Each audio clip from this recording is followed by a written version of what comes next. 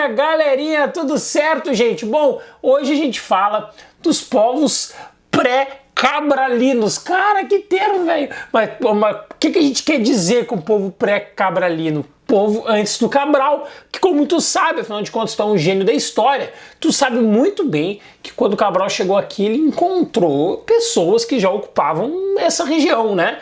Que ficaram eternizadas aí com o termo de índio. Já vou te dar uma dica, já vou de largada, cara, já vou te entregar um troço, porque eu sou um pai pra ti, e eu já vou entregar, assim, na tua mão, um troço que tu vai comemorar muito, tu vai ter que me agradecer, que é o seguinte: os povos pré-cabralinos ali, eles vão ganhar o termo de índio por um erro histórico, né? Como tu sabe, os caras queriam chegar na Índia. E esse é um termo preconceituoso.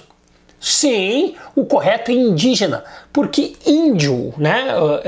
O índio, o termo, ele é um termo que já faz uma menção à colonização. Então não é um termo correto. O correto é nós chamarmos eles aí, a comunidade, de comunidade indígena, certo? Bom, agora a gente vai falar do princípio. A gente vai começar desde o início, literalmente. Nós vamos tentar entender como aconteceu a ocupação desse território pelas antigas comunidades que já aqui habitavam. E de largada, cara, eu já vou te dizer que na real mesmo, saber como isso aconteceu, nós não sabemos. Nós temos indícios fortes, né, que consolidam ali uma série de teorias, mas saber como que isso aconteceu, nós não sabemos, tá, galera? Isso é importante já da gente definir de largada. Mas nós temos aí como grandes evidências de que essas comunidades indígenas que vão chegar aqui para esse território, elas vieram, cara, de várias formas, de várias maneiras. E o mais louco, nós vamos ter aqui também várias origens ali étnicas distintas, olha só, porque certamente quando a gente fala ali de índio, indígena, etc., na tua cabeça já deve vir aquele índio tradicional, com a pena na cabeça, chamando fogo, fazendo dança da chuva, essas bobagens que botam na cabeça da gente aí, que a gente vai aprendendo com o carnaval e com os cambau. Essa bobagem toda aí, ela é literalmente uma coisa que não dá para se fiar, porque as primeiras comunidades que vão chegar aqui, elas são comunidades, né? Comunidades não, né? Grupos. Esses grupos, eles vão ser grupos de vários pontos, né? Por exemplo, o índio que vem na tua cabeça, ele tem um traço mongoloide, mongol, da Mongólia, por isso o olho mais puxado e tal. Mas nós também tivemos grupos não mongoloides. Olha só, cara. E esses grupos não mongoloides, eles vão ter traços africanos.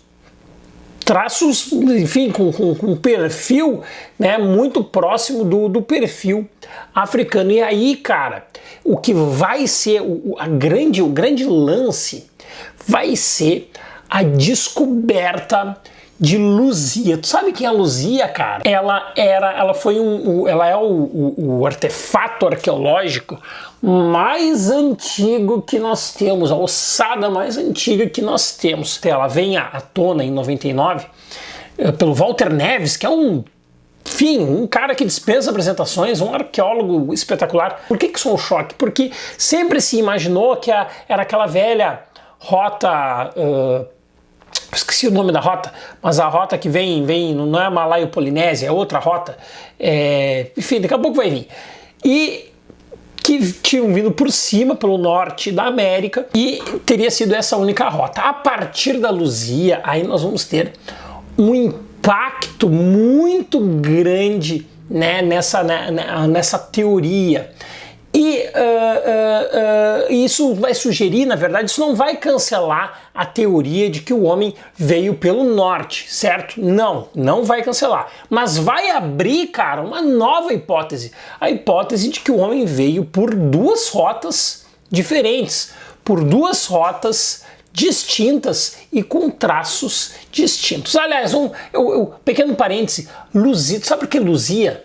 Porque o Australopiteco, a primeira linhagem ali, né, que vai dar origem ao gênero Homo, lá na África, o Australopiteco, ele é o perfil que os arqueólogos conhecem até hoje como um perfil mais antigo que a humanidade conhece, né? E o primeiro Australopiteco ganhou o nome de Lucy. E como nós temos aqui esse artefato arqueológico como o mais antigo, ganhou o nome de Luzia, em razão da Lucy. E sabe por que Lucy, cara? Por causa dos Beatles, é sério. Porque na época que acharam a Lucy, era uma grande música do álbum Sgt. Pepper's, a música Lucy in the Sky with Diamonds, Lucy no céu com diamantes, que foi até trilha de novela há pouco tempo aí. E em razão dessa música dos anos 60 ser um grande hit, ganhou o nome do Australopiteco, virou Lucy. E como o nosso artefato arqueológico aqui é o mais antigo, uma alusão a Lucy virou Luzia. Olha quanta coisa, cara, tu já aprendeu de graça aqui no YouTube em tão pouco tempo. Olha o que tu já aprendeu aqui, cara, de largada, velho. Pô, cara, eu sou um pai pra ti, velho. O Walter Neves, cara, ele vai divulgar a Luzia em 1999. Cara, agora, né, que foram divulgadas a Luzia. Tanto que quem descobriu, inclusive, que foi uma arqueóloga de uma expedição, se não me engano, inglesa, francesa, não sei, tá aparecendo aqui. Ela descobre e ela não divulga, acabou não divulgando. Ficou em 99 pro Walter Neves, e o Walter Neves descobre que a Luzia tinha, atenção, tinha 11.500 anos. Cara, muito tempo. E esse é o choque, porque a partir do momento que eles descobrem que ela tem 11.500 anos, se imaginava que a população que tinha ocupado aqui tinha ocupado há menos tempo, né? E esse é o choque. E o principal choque, cara, presta atenção, os caras vão se perguntar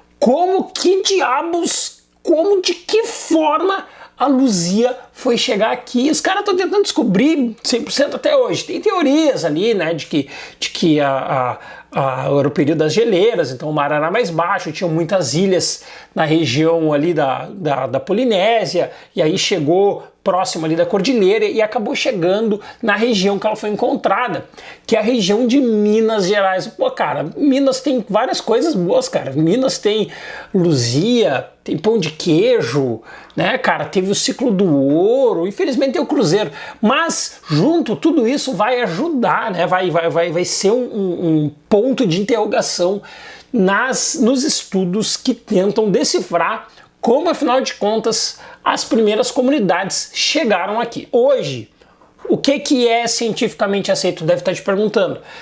É que aconteceram duas formas de povoamento, a dos mongoloides e a dos não mongoloides. Os não mongoloides, eles teriam ocupado primeiro, olha só, eles teriam ocupado primeiro em torno de 14 mil anos atrás, aproximadamente. E a dos mongoloides, que teria acontecido 3 mil anos depois, né? Cerca de 11 mil, e embora, né, a dos mongoloides ela tenha sido, como é que eu posso... Ela teria sido mais dinâmica, né? Pela quantidade maior de pessoas que vão ocupar essa região, né, cara? Afinal de contas, como eu disse, cara, quando tu lembra de um índio, tu lembra de alguém com traços mongóis, porque o índio, em geral, né, ele tem o traço mongoloide. E isso também se explica porque eles se espraiaram muito mais, foram muito mais pessoas, foram mais bem distribuídos ao longo do território. E isso é importante da gente destacar aqui, sim. E aí, cara, entra outra parada, outro ponto, cara, de interrogação na cabeça dos caras. Que a comunidade mongoloide está aí, a gente sabe, né? Porque, enfim, comunidades indígenas existem aí até hoje. E os caras até hoje eles ficam se perguntando o que aconteceu com os não mongoloides. Olha isso. Por quê? Porque eles foram dizimados, cara. Enquanto que, não estou dizendo que os indígenas não foram dizimados, mas, enfim, muitas comunidades estão aí até hoje. Mas os não mongoloides, eles foram dizimados, cara. Então, como que isso aconteceu? O que teria levado a isso? E essa é uma pergunta sem resposta. Uma das hipóteses é de que esse grupo teria sido dizimado com a chegada dos europeus no século XVI. Enquanto que, né, a comunidade indígena ela foi boa parte dizimada, mas não integralmente, isso teria acontecido com a comunidade não mongoloide. Isso não significa, no fim das contas, que essa teoria tenha assim uma consistência. Isso ainda não tem. E aí, para fazer essas pesquisas, cara, para tentar entender, é um desafio. É um senhor desafio, cara. A gente conseguir saber, afinal de contas, como que aconteceu esse rolê, entre aspas, dessas comunidades primitivas que estavam aqui antes. Por quê? Porque os estudos, velho, eles precisam ser muito bem feitos. Cara, eu nunca conseguiria ser arqueólogo, porque eu não tenho paciência. Eu ia tocar bomba, ia explodir tudo, ia quebrar tudo, porque... mas isso tá errado, tá? Porque... cara, eles fazem pesquisas em urnas funerárias, em objetos, em vasos cerâmicos, cara, tudo que era produzido, cara, às vezes até, atenção, às vezes até cocô petrificado, sim, cara, é uma fonte arqueológica que vai procurar definir, vai procurar entender hábitos de vida, crenças, como se relacionavam, como se reproduziam, como tiveram essa relação com a natureza. Cara, o trabalho de arqueólogo é um trabalho difícil, mas olha só quanta coisa em xeque. E esses arqueólogos, junto com geólogos, junto com historiadores, junto com geógrafos, enfim, é toda uma comunidade científica que vai trabalhar para saber, né, para tentar conhecer, né, a riqueza dessa trajetória dessas comunidades primitivas aqui no hoje, né, território do Brasil. Então por isso que quando o cara diz lá, pararam toda a minha obrinha porque porque acharam um pedacinho, cara, aquilo pode estar o desdobramento de eventos importantíssimos para a história, cara. Vamos parar com essa bobagem, porque eu vejo muito aí, né, principalmente um velho famoso aí de uma grande rede enfim. E tudo isso, cara, vai formar os sítios arqueológicos. Os sítios arqueológicos vão ser conjuntos, né, territoriais que vão comportar essas evidências, que é o corpus documental, na verdade, do arqueólogo. Bom, em geral, para dizer que nem tudo é dúvida, né, temos certezas. Uma delas é de que os primeiros habitantes eles eram caçadores e coletores, né? Esse é um primeiro ponto que já é um ponto muito importante. Então eles viviam ali da coleta de castanha, viviam da coleta de peão, viviam da caça de emas, de veados, enfim, de tudo que aparecia ali. E essas primeiras comunidades, elas surgem assim, elas surgem com essa estrutura, né, de sobrevivência. Bom, e aí, cara, o que a gente vai observar é que vão acontecer organização dessas comunidades em vários locais desse imenso território, afinal de contas, que é o Brasil. E existem sítios arqueológicos aí que estão distribuídos ao longo do país. Mas, em geral, para nós entendermos essas primeiras comunidades indígenas, nós mapeamos, na verdade, onde elas se estabeleceram. Por quê? Porque a partir disso a gente consegue ver que essas comunidades elas mantinham ações em comum, sim, mas elas também mantinham, preste bem atenção, distinções entre si, tá, galera? Isso é importante da gente observar, isso é importante nós vermos, né? Essas distinções também são importantes porque elas vão mostrar a enorme riqueza cultural que o Brasil vai desenvolver. Isso é importante, tá? Uma dessas regiões eu já falei, Lagoa Santa. Luzia, já falei. Então eu vou pincelar apenas alguns pontos, né? Um deles é que a gente sabe que eles ocuparam entre o ano de 8.000 e 4.000 anos antes de Cristo. Foi o período que eles viveram. Outra coisa que nós sabemos é que a expectativa de vida era baixíssima. Raramente um adulto chegava a 30 anos de idade na região de Lagoa Santa. Outro ponto também que é importante para conhecermos né, a Lagoa Santa, vai ser a alta mortalidade infantil, ou seja, as crianças não viviam muito tempo. E a base da alimentação era principalmente pequenos alimentos vindos do rio e também de animais. Isso tudo a gente consegue saber, no caso da mortalidade, em razão dos esqueletos. Os esqueletos, cara, eram esqueletos pouco desenvolvidos. E isso já nos mostrava que a expectativa de vida ali em Lagoa Santa não era uma expectativa de vida muito grande. Já na região sul e sudeste do Brasil, vem aí uma comunidade que é pouco estudada, pelo menos nas escolas, né? O povo de Umbu. Ficavam entre, né, o sul e o sudeste brasileiro, e eles tinham uma grande habilidade com a utilização, com a formação, na verdade, de artefatos de pedra, né? Grandes artefatos de pedra muito bem utilizados, muito bem desenvolvidos pelo povo de Umbu. E eles desenvolveram duas armas, cara, que quando a gente fala do povo de Umbu, a gente precisa falar desse desenvolvimento desses artefatos, como o arco e flecha e a boleadeira. Por que isso era importante, cara? Porque isso ajudava a capturar animais como os veados e as emas, que eram animais velozes. Então necessitava de um armamento veloz, de um armamento rápido. E o povo de Umbu desenvolveu essas duas. Inclusive a boleadeira é engraçado, porque a galdeirada aqui, eu sou do Rio Grande do Sul, não sei de onde é que tu tá me vendo, mas a gauchada adora usar a boleadeira para bancar, né, o galdério, e a boleadeira vem daqui, vem dessas comunidades indígenas, né? Essa comunidade do povo de Umbu que servia para amarrar as pernas dos animais capturados. Olha só, cara, isso eles conseguiram fazer. Certo, agora o próximo povo é um dos que mais cai nas avaliações, os sambaquis. Preste muito atenção, porque os sambaquis, eles são um dos mais conhecidos aí. Porque os sambaquis, eles eram uma comunidade que aí costeou, né, o litoral brasileiro aí do sul aqui, do Rio Grande do Sul, boa parte lá para cima, e eles formavam com restos de alimentos, ossos de animais, ferramentas,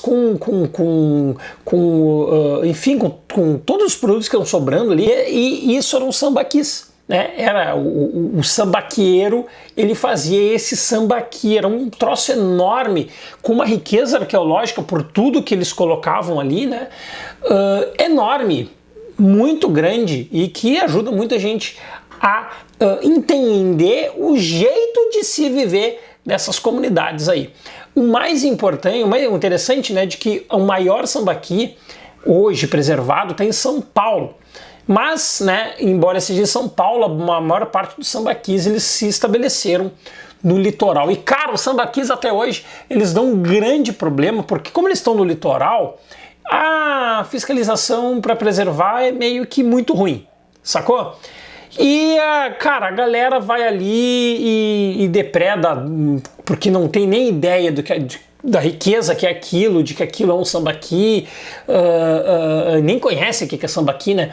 Então, essas comunidades que elas vão se formando ali no litoral e vão deixando essa grande riqueza, que é uma pulga atrás da orelha para os pesquisadores do porquê que eles faziam esses sambaquis, né? Porque eles estabeleciam esse amultuado de várias coisas que eles utilizavam, e não se sabe. Uma hipótese é de que quanto mais alto era o sambaqui, maior era o prestígio de sambaqueiro, mas isso também, como eu disse, é uma hipótese. Esses povos sambaquis, eles acabam sendo dizimados ali no século XVI, deixam de existir, e eram mais uma dessas comunidades que viviam antes da chegada dos europeus aqui nesse território que nós chamamos hoje de Brasil. Um outro muito polêmico vai ser a Serra da Capivara, um ponto turístico, inclusive, cara. Tu pode ir lá conhecer arte rupestre e tal, se tu tiver uma boa condição pós-pandemia, tá? Porque tu tem que ficar em casa nessa etapa aqui,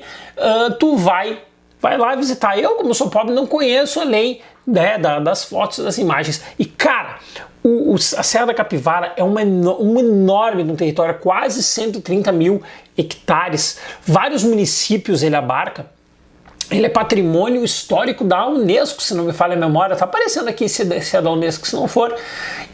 Mas ele é um patrimônio histórico de alguma coisa.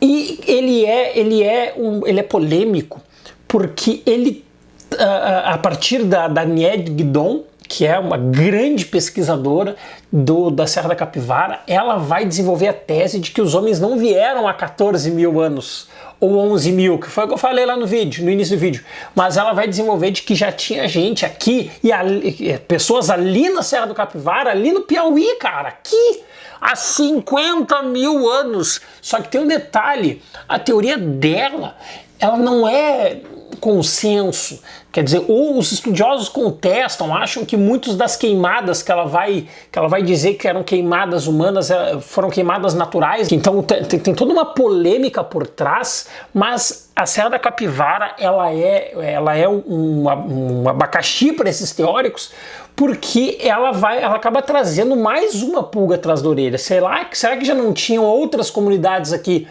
há 50 mil anos? Cara, 50 mil anos, tu imagina, a gente estava falando de 14, são 30 mil anos a mais de presença humana, caso a teoria dela, né, que não é bem aceita, aquela coisa, blá, blá. Tudo isso, cara, né, traz para a Serra da Capivara esse pulga atrás da orelha, mas um grande prestígio, porque lá nós temos arte rupestre, por exemplo, nós temos, enfim, ali é um grande sítio arqueológico reconhecido aí como um dos mais importantes sítios arqueológicos do mundo. Pô, cara, um dos maiores sítios arqueológicos do mundo tá no Brasil, de repente tu nem conhecia a Serra da Capivara. Dá um Google aí, cara, de repente vai levar a família para conhecer a riqueza arqueológica da pré-história brasileira aqui, cara, aqui no Piauí. Bom, agora vamos falar da galera que vivia ali, tá? Uma coisa é certa, tinha gente que vivia ali. E a comunidade que vivia na Serra da Capivara, ela vive ali em razão da proximidade com a água, né? Eram pequenos grupos, né, que viviam próximos da água e viviam de novo, né, da coleta e da coleta, da caça, principalmente de veados e de emas também, né? Era a base da alimentação, e eles vão conseguir desenvolver as técnicas de agricultura, e aí, em vez de serem nômades, porque a galera aqui quase todo mundo é nômade, tá? Mas a partir desse instante vão começar a ser cada vez mais sedentários. E essa comunidade, ela fica na Serra da Capivara até a chegada dos europeus no século XVI, ou seja, até aquela região ali, até aquele momento ali, aquela região, ela foi ocupada. Enquanto eles ficaram ali, cara, eles faziam inscrições, faziam desenhos rochosos, né, de pedra. Esses desenhos ali eram eram dos animais que eles caçavam, veados, emas, enfim. E isso faz parte dessa riqueza arqueológica da região, porque essas inscrições, elas existem até hoje, são as nossas artes rupestres. A gente estuda tanto às vezes a arte rupestre que está lá na África, na Europa, mas nós temos aqui, né, essa riqueza cultural, esse patrimônio que foi criado por essas comunidades que estavam ali, cara. Bom, a última comunidade agora que a gente precisa falar vai ser das sociedades amazônicas. Não tem como não falar da sociedade amazônica. A partir dessas sociedades amazônicas, nós vamos perceber que humanos ocupam ali entre 10 11 mil anos, né? Eles já ocupam a região da Amazônia. E lá pelo ano de 3000 a.C., já é uma sociedade mais complexa dentro da Amazônia. Alguns arqueólogos até ali no século XIX, eles vão encontrar vasos cerâmicos muito sofisticados que teriam sido feitos em torno de 1500 anos antes de Cristo. Ou seja, mostra que essas sociedades na Amazônia, elas vão conseguir ter um certo grau de complexidade. E claro, eles viviam, né, como todos aqui, da caça e da coleta, né? Isso aí foi o que baseou aí quase todas as comunidades indígenas antes da chegada do Cabral. E vários desses vasos, eles vão ser, de vários dos artefatos de cerâmica ali, eles vão ser produzidos por duas comunidades. E todos esses itens, eles vão ser muito produzidos, na verdade, por dois grupos populacionais. os Marajoara e os Tapajoara. São eles ali que vão produzir boa parte, né, da excelência desse material arqueológico e produzido. Cara, o mais importante que nós precisamos ter aqui em ideia, que nós precisamos ter em mente, é o seguinte, que a partir, né, de um determinado momento, essas comunidades que estão aí espraiadas, né, a sociedade na Amazônia, a gente vê aqui no sul do Brasil, a gente vai ver lá em Minas Gerais, enfim, né, o sambaquis na costa, essas comunidades elas vão criando uma complexidade de uma série de línguas, uma série de culturas, uma série de hábitos, inclusive de religião. Isso vai, né, aumentando a complexidade das populações que viviam aqui nesse território. E aí é que vão ter grupos desenvolvendo agricultura com novas técnicas agrícolas. Técnicas agrícolas, cara, que os europeus não conheciam, cara. Tu adora, né, de repente achar assim, os europeus eram superior. Não, aqui nós tínhamos técnicas agrícolas, meu irmão, que os caras não tinham, não, sacou? E junto com essas técnicas agrícolas, nós vamos ver também a formação de sociedades, de aldeias complexas, muito bem desenvolvidas, cara. Isso tudo vai acontecendo de uma forma cada vez maior. E aí nós vamos ver duas linhagens, né, se destacando, principalmente pelas características em comum que possuíam. Um deles vão ser os Tupi, que tu já deve ter ouvido falar, e os Macro-G. Tupis e Macro-G. E o que mais diferenciava os dois ali, na real, os Tupis e os Macro-G, era a incompatibilidade de idioma, porque falavam idiomas distintos. Mas viviam da agricultura, viviam da caça, viviam da pesca. A pesca era muito praticada, viu, galera, por essas comunidades aí também. Isso tudo, né, muito presente nessa formação dessas sociedades e dessas aldeias que estão surgindo ali. E o mais interessante quando a gente vai falar dos Tupi é que os Tupi eles surgem numa região amazônica e eles se espraiam, eles vão ocupando. Tanto que eles surgem na Amazônia e existem indícios arqueológicos que mostram que os Tupi chegaram até o litoral, velho. Olha só, né, a trajetória dos Tupi até chegarem no litoral. Já os Macro-G, eles já se desenvolveram daí na região do litoral e aí eles vão para o interior e se estabelecem, né, partindo do interior, vão se estabelecendo ao redor ali de rios, né, vão partindo, né, então vejam bem, né, os Tupi, eles saem e vão, né, pro litoral, boa parte deles, mas não só no litoral, viu, cara, porque eles andaram aí por mais de 2000 anos, então estavam em tudo que era ponta. E enquanto que os Macro-G, eles são mais ou menos simultâneos à vinda dos Tupi para o litoral, né? Eles se formam mais ou menos quando os Tupi chegam, né? E vão para o interior, eles vão para dentro do território. Tudo isso, toda essa riqueza, cara, tu deve tá te perguntando se a complexidade, né? Pois então, os caras eram demais. Mas toda essa riqueza cultural, toda essa complexidade, todo enfim, que, cara, nem coube nesse vídeo na real, né? Boa parte disso, né? Ela vai ser extinta a partir do século XVI. Século XVI, né? Mas no ponto de vista macro, fim do século XV, com a chegada lá do Colombo lá para cima, né? E aqui, século XVI, com a chegada do Cabral e o início de um processo exploratório de colonização que tenta transformar o índio num escravo, com um processo de colonização que ocupa territórios indígenas, que dizima pela guerra e pratica crueldades, tipo, decepava a mão de índio que não respeitava o europeu, imagina, cara. Isso tudo vai ter fim a partir desse processo de colonização, dizimando os caras por doença. A gripe, por exemplo, foi um vírus que os índios não tinham anticorpos, mataram dezenas, né? E aí inicia, né, um processo de dominação dos portugueses neste território que chamamos de Brasil, né? Que eles chamavam de, como as comunidades indígenas chamavam de Pindorama, até isso, né, foi tirado deles, e inicia um processo trágico na história do Brasil, que aí vai tá aí até os dias de hoje. Depois tem os pandeirantes que vão caçar, né, os índios que já estão se escondendo no interior, eles vão caçar índio para virar escravo.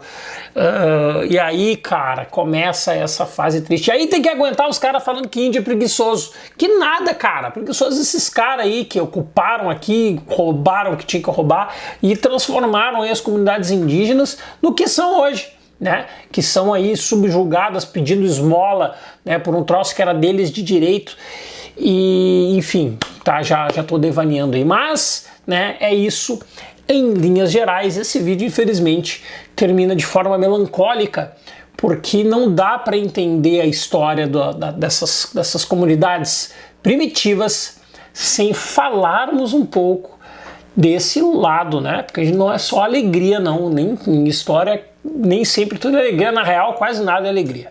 Certo, galera? Se tu curtiu esse vídeo aí e ficou com alguma dúvida, não esquece de tirar a tua dúvida aqui embaixo. Se tu acha que eu não vou responder, pergunta aí. Pergunta pra tu ver. Certo? Valeu! Tchau! Inscreva-se, deixe o teu joinha e ative as notificações.